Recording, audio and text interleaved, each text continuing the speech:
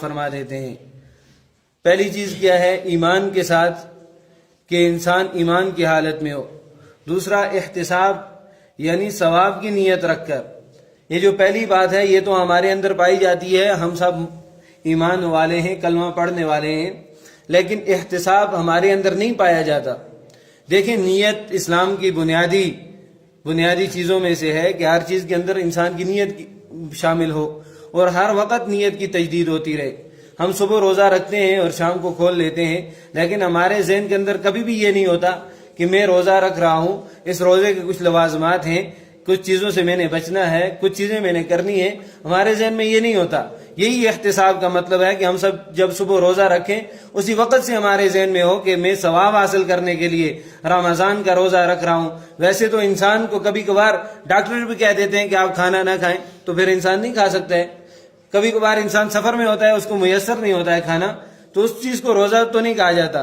روزہ تو کہا جاتا ہے کہ نیت کے ساتھ، نیت ہو آپ کی بھوکا رہنے کی، اللہ کی رضا کے لیے، اللہ کی خوشنودی کے لیے، نبی کریم صلی اللہ علیہ وسلم کے ارشادات کو سامنے رکھتے ہوئے آپ یہ کہیں کہ میں یہ جو بھوکا رہ رہا ہوں یہ اللہ تعالیٰ کے حکم سے، اور آپ کے ذہن میں ہونا چاہیے ہر وقت 24 گھنٹے میں آپ کے ذہن میں یہ ہو کہ اللہ کی رضا کے لیے میں بھوکا رہ رہا ہوں۔ اور پھر عبادت کی ایک علامت یہ بھی ہوتی ہے کہ جب عبادت انسان کر رہا ہوتا ہے تو اس کی طبیعت کے اندر نرمی آتی ہے، اس کی طبیعت کے اندر نیکی والا مادہ ابھرتا ہے۔ اگر انسان جب کوئی نیکی کر رہا ہو اور اس کے اندر نرمی والا مادہ نہ آئے، اس کے اندر سے کبر اور عجب نہ جائے، خود پسندی نہ جائے، تکبر نہ جائے، غرور نہ جائے، تو سمجھ لیں کہ اس کی عبادت قابل قبول نہیں ہے۔ اس کو عبادت کے اوپر غور کرنا چاہیے کہ کیا وہ عبادت ٹھیک طریقے سے کر رہا ہے یا نہیں کر رہا۔ اگر رمضان کے اندر ہمارے منہ پر 12 بج رہے ہوں اور ہر کوئی سوچے کہ اس کے ساتھ بات نہیں کرنا کیونکہ اس نے روزہ رکھا ہوا ہے، بھائی روزے کا تو یہ مقصد ہوتا ہے کہ یہ شہر الصبر ہے، یہ شہر المواسات ہے، یہ غم خواری کا مہینہ ہے، یہ تو صبر کا مہینہ ہے، یہ تھوڑا غصے کا مہینہ ہے۔ یہ تو اللہ تعالیٰ نے ہمیں اسی لیے رمضان دیا ہے کہ ہم اپنے بھوک کے اوپر بھی کنٹرول کریں، ہم اپنے لہجوں کے اوپر بھی کنٹرول کریں۔ ہمارے لہجے ہی بگڑے ہوئے ہوتے ہیں۔ ایک رمضان میں ایبٹ آباد میں ایک بندہ آیا گاڑی کے اندر اور اس نے دوسروں کو کہا میں تھپڑ ماروں گا ادھر ہو جاؤ۔ کوئی بات نہیں کی، پہلی بات یہ کہ تھپڑ ماروں گا ادھر ہو جاؤ۔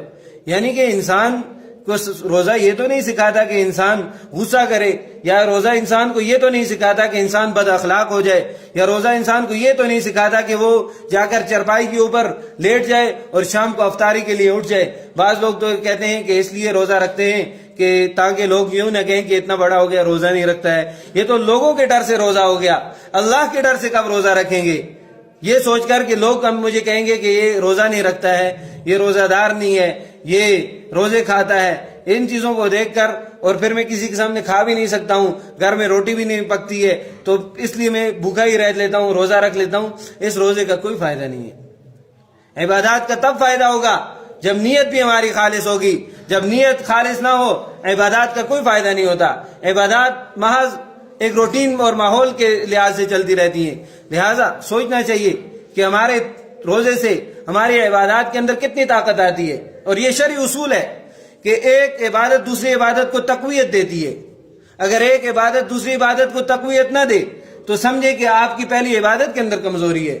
اگر آپ کے روزے کی وجہ سے آپ کی نماز رہ جاتی ہے، آپ روزے کی وجہ سے دن کو سوئے رہتے ہیں، قرآن کی تلاوت نہیں کرتے ہیں، تو آپ سمجھیں کہ آپ کے روزے کی کوئی فائدہ نہیں ہے، کیونکہ عبادات دوسری عبادات کو تقویت دیتی ہیں۔ پھر علامات کو بھی دیکھیں کہ مقبول عبادت جو ہوتی ہے اس کے اندر انسان کی طبیعت کے اندر تبدیلی آتی ہے۔ اگر طبیعت کے اندر تبدیلی نہیں آ رہی تو پھر بھی سوچیں اپنی عبادت کے اوپر کہ کہیں آپ روزہ محض ایک روٹین یا ماحول کو دیکھ کر تو نہیں رکھ رہے۔ پھر روزے کا مقصد سمجھیں۔